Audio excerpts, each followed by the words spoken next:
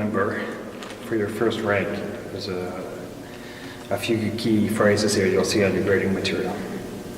Now the first two you've seen way back at the beginning, but this one is the last one you need to know. That is domo, arigato gozaimasu, which is Japanese for thank you very much. Not very hard. And it's usually said at the end of class.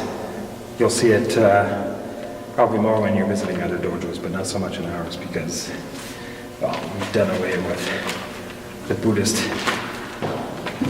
But you know, it's still good to know. You should know it. So it's on the testing, and there it is. Domo arigato gozaimasu.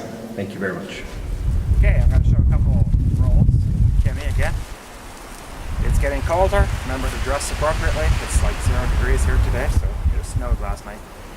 So the first roll is a barrel roll. Actually, they're all barrel rolls, but there's 3 different varieties. First one I'm going to show you is a lying barrel roll. So this is what you're going to do. Now, you're lying like this. I'll show you with a weapon too in a second. But basically what you're going to do is you want to exert as little force as possible. A lot of the work is going to be done in my legs.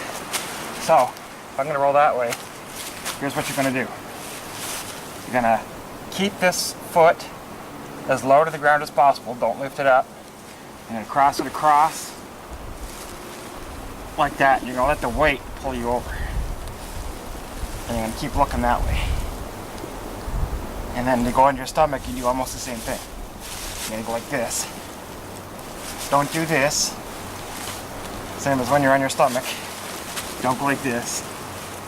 You want to keep a low profile, so if you're working in silhouettes, they can't see you, right? So you're going to go like this. Okay? And then you complete your roll. Do that. And you can keep going, right? Now, with the gun,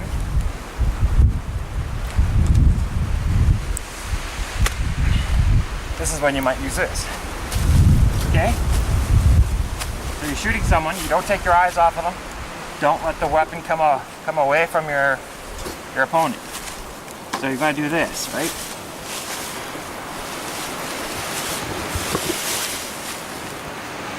And you can keep going over and over and over.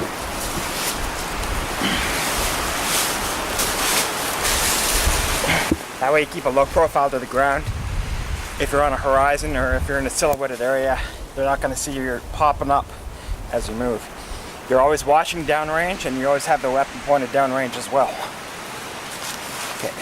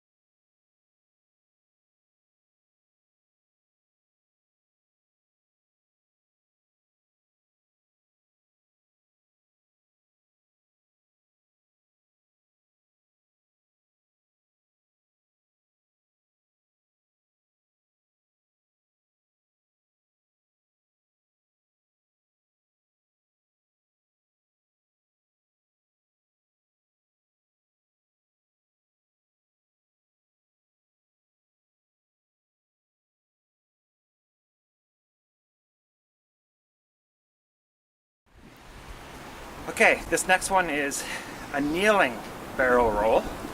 Similar to the one where you're laying down, except you're on your knees. What you're going to do is you're going to create an arch in your arms, like this too, with your hands. So you're pressing on the ground on the outside of your hands, your chips together, like this. With a slight bend, because you need shocks, right, to absorb. You're on your knees. So what you're going to do, you're going to try to roll right around your arm circle. Okay, so it's going to look like this. There you go. And right back up. So you're ready to do whatever it is you were doing before. Okay? Alright? It's just that simple.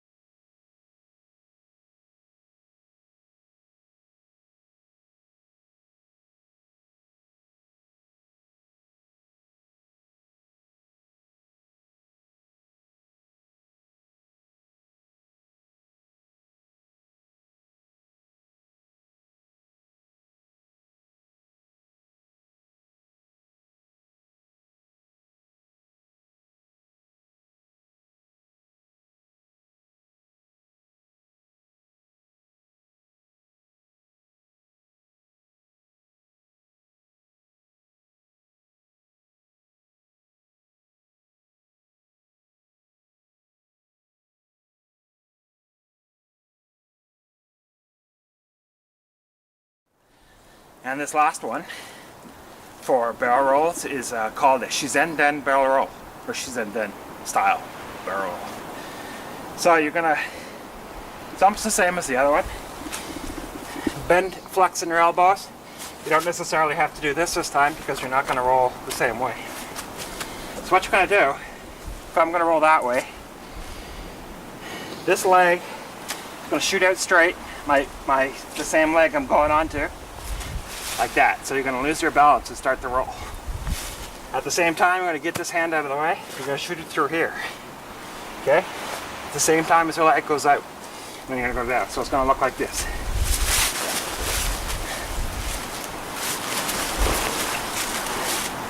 Okay? You see that? You get it? It's pretty simple.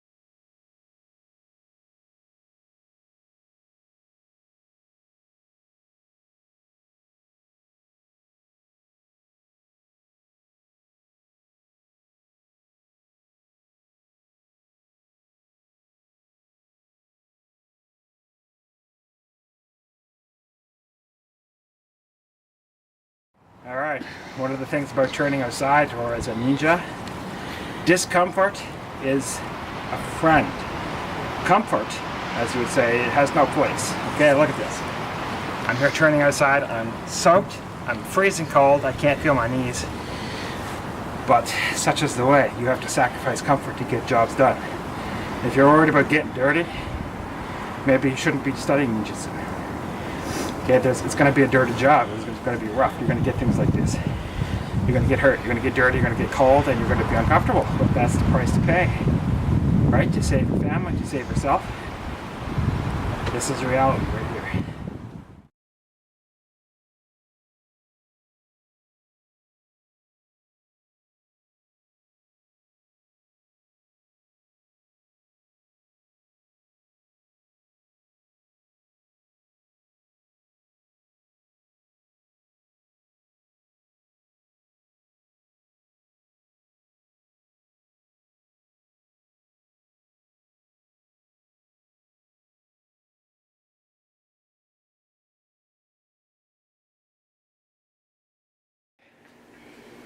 Okay, this is Oni Kudaki. Basically, what you saw from the demo, I'm going to describe the details. Go back and teach punching. Okay, so you're going to block her punch first. Right here.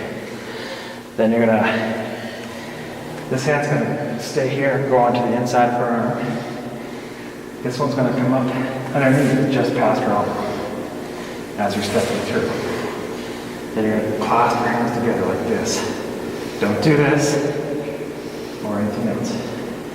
And then you turn, you twist down and turn your chest into it at the same time.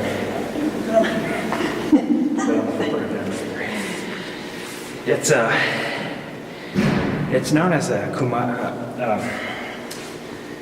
Jiu-Jitsu. It's called what? The Kimura. The Japanese call it the Oni Kudaki. So, put your hand out again like you just punched. That's it. But do it from this side so you can see it. Same hand. Yeah. Okay, you just finished blocking. You're going to sneak up here like this. And twist down. It's really, really easy. That's it.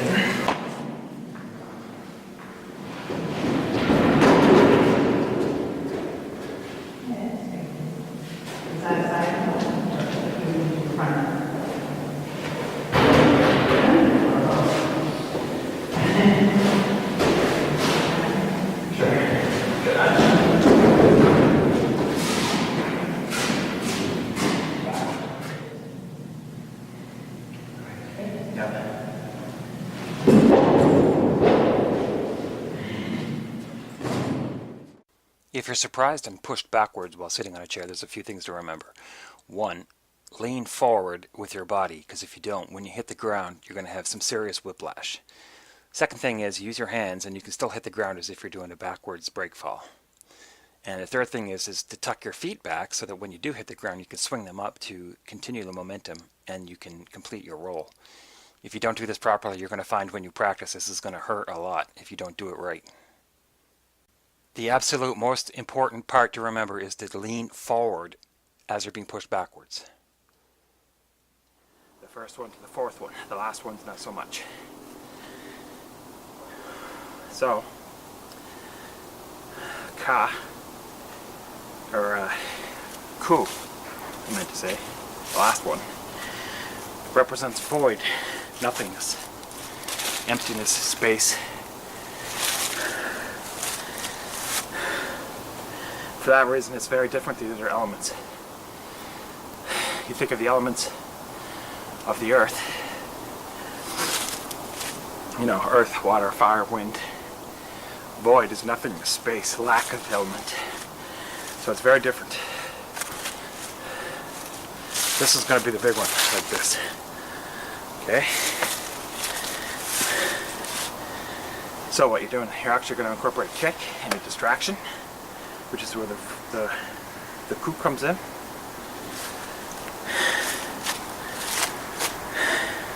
Actually, in English, now that I think of it, a ku is a fake, a feint, undercover, trick, a coup. You know, the government set up a coup against North Korea and whatever. But this coup is Ku. Play on words, but it's still the same. Even in Japanese, ku refers to almost the same thing. Open space, empty space, trickery. So, this one is almost the same, except for some important differences. This time you're going to block down as if someone's kicking.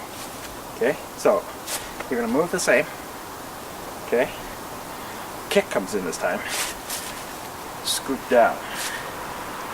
Block. Recenter. And this time you're going to step in, distract him with this. When he looks up there,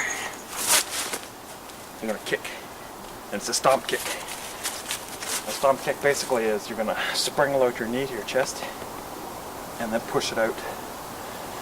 And you're going to drive your heel into his chest or into the target. Okay? Just pretend you're grabbing a boot and you're pulling your boot on with force. Okay? So,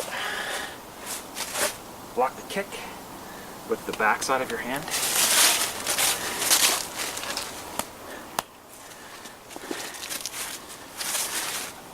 A hammer fist. Okay? Then recenter, distract, or in distract, or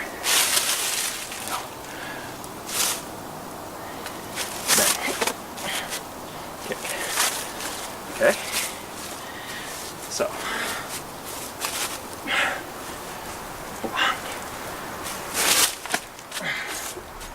kick. Alright, that is cool.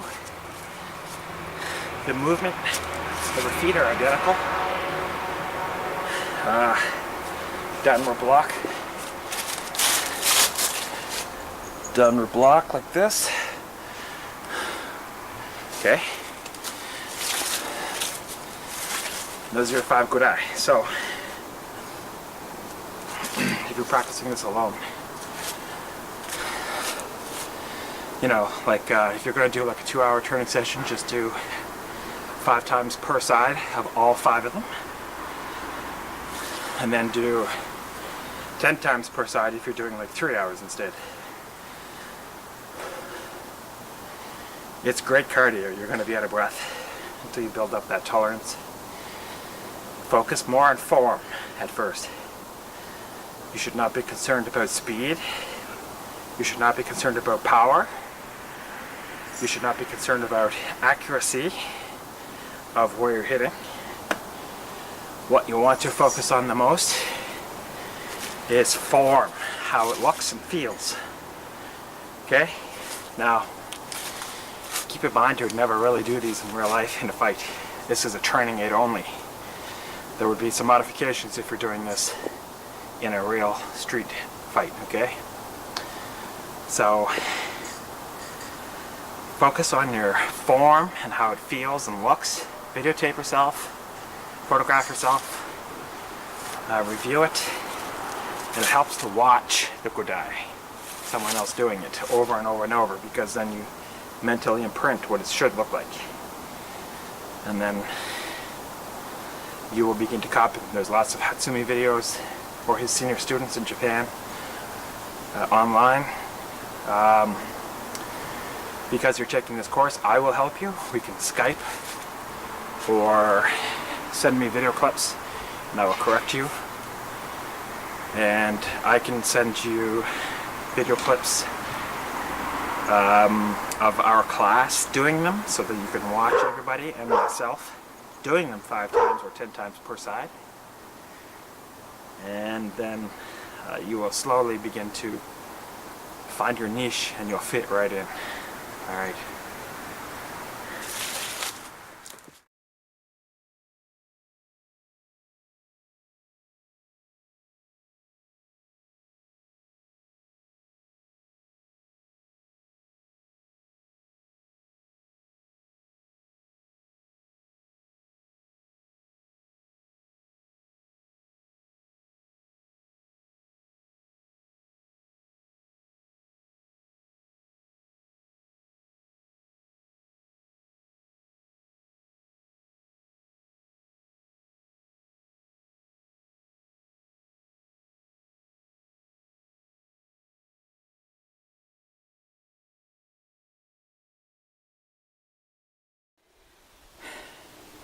Okay, Musha dori, this one. What you're going to do, you're going to bend your knees a bit so you have a solid stance. Both hands, these 2 knuckles, are going to come up underneath, just past the elbow. You're going to hit the tricep on both sides. Okay? As you do that, you're going to slide up inside. In this case, I'm choosing this arm. And I'm going to snake through and over. Your other hand can help control. You can do it without. If the hand slips off, you can still do it. But you want to bend the arm and snake it through like this. At this point, you want your wrist to be in line with their elbow. Turn a bit there so they can see. You want your wrist in line with your elbow. You want your hand straight. Don't do this or anything like that. Nice and firm, and you can assist if you need to, underneath. You're going to go straight up, side by side. None of this. Perfectly side by side, okay? Once you get it up, you can turn in a bit if you're supporting, but after that you can go straight back, pivot up and over, or you can kick the back of the calf muscle and they'll go down as you torque, and they'll go down. Now I'll show you from the other side so you can see it from both angles.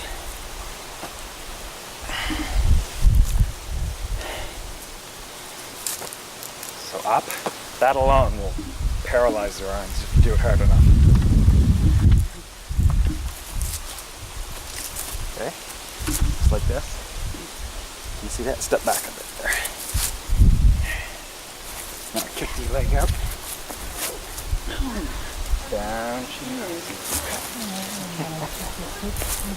Okay, next I'm going to show some standard Bujinkan style breakfalls from the front. Not the type that you're tied. You have full use of your hands. So, you might want to start kneeling. Okay? You're going to go down and you're going to hit the ground with this full part of your arm first, from the elbow to your hand. You're going to hit the full palm, or maybe at least the back side here. And you're going to kick one foot out because it's a counterweight. And if there's someone behind you that's pushing you, you want to kick them, right? So it's just going to look something like this. And you kind of look behind you too, because you want to see what's going on behind you.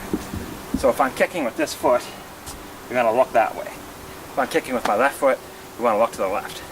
So it's pretty basic. like that. I'll do it this way.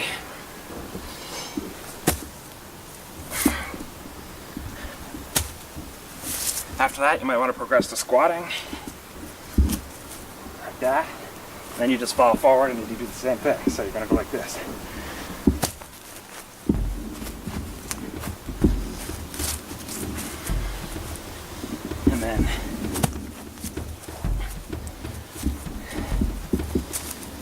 And then, of course, you finish off from standing, once you're comfortable with that.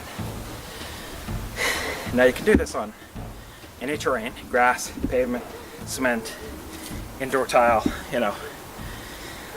It's all about the protection, so it's not going to hurt. So if you're pushed, or not pushed even, you want to do it on purpose. Just go forward.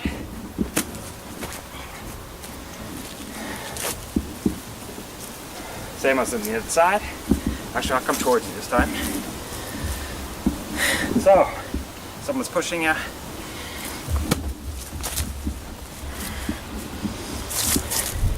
Now you don't have to roll, but generally, you know, there's not much there to hold you back, so you'll generally roll every time. So like,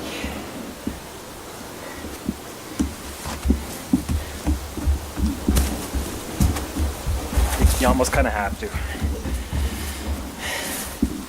Now that's your forward breakfall. Hi, thank you for tuning into this channel and watching these videos. I just want to draw your attention to the donate button at the top of your screen there on our main YouTube channel. These videos are provided for free, and I do that because I feel it's everybody's right to know how to protect themselves against catastrophe or against another person that would be assaulting you. I also provide classes for free on-site locally to my students. They don't pay monthly fees. They come as they are. I give them uniforms and equipment as needed when possible, and I do have to pay for those uniforms, and grading sometimes have to be sent away. So I do all this because I feel people have the right to have this information if they want. So the donate button is there so that if anyone wanted to donate money to help keep this free for the people, then it is there for you.